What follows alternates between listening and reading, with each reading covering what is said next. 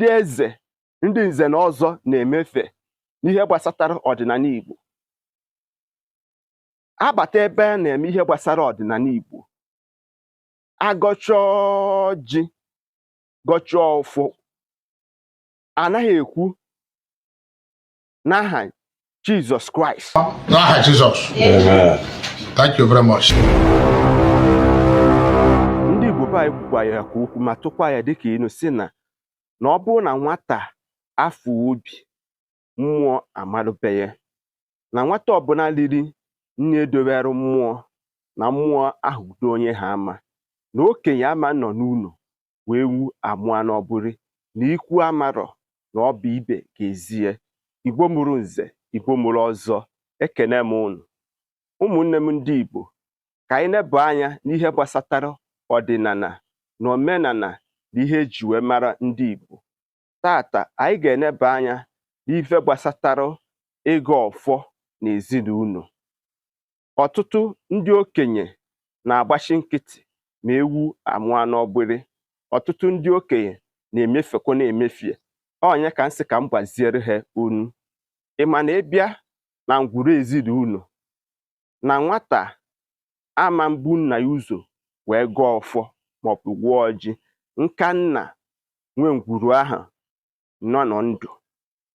Maka ndị bụ ụbụrụ nna ha ụzọ wee mụta diọkpara, ndị amataghị ihe gbasatara ọdịnala Igbo.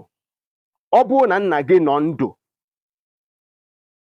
nna gị ama nkwe ka nwa ya pụta ụtụtụ buru ya ụzọ wụọ ọjị.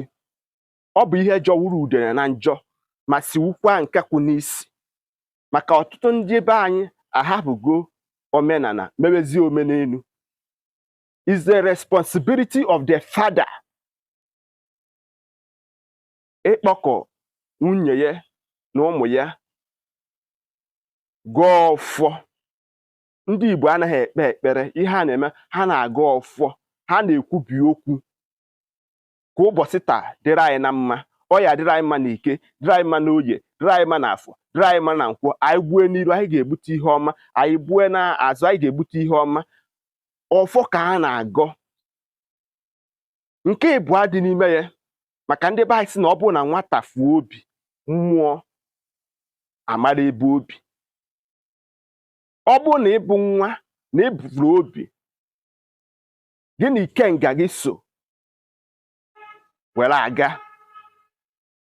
Never you allow your kinsmen ka ha bịa efe iburu obi gọọlụ gị ọfọ.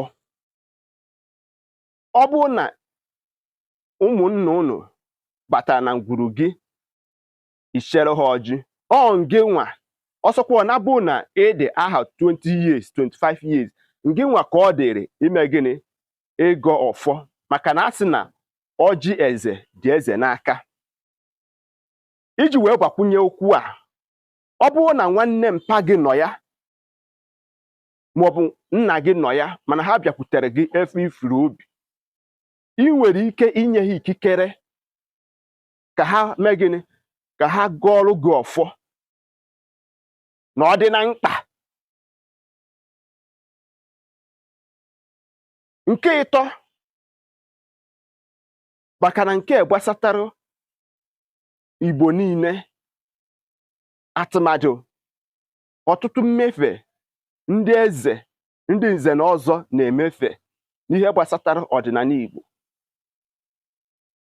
Abata ebe a na-eme ihe gbasara ọdịnala Igbo, agọchọọ ji gọchọọ ọfọ, anaghị ekwu n'aha Jesus Christ.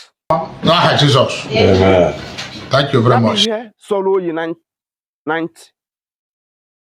Ọ dị ka onye ọdịnala ịga n'ụlọ ụka, o kpechie ekpere n'ụlọ ụka, o tinye n'aha Amadioha, n'aha Ahabunago, n'aha Ududo, n'aha Abagụrụ, n'aha Afọ, n'aha mmụọ dị iche iche enwere n'ala Igbo.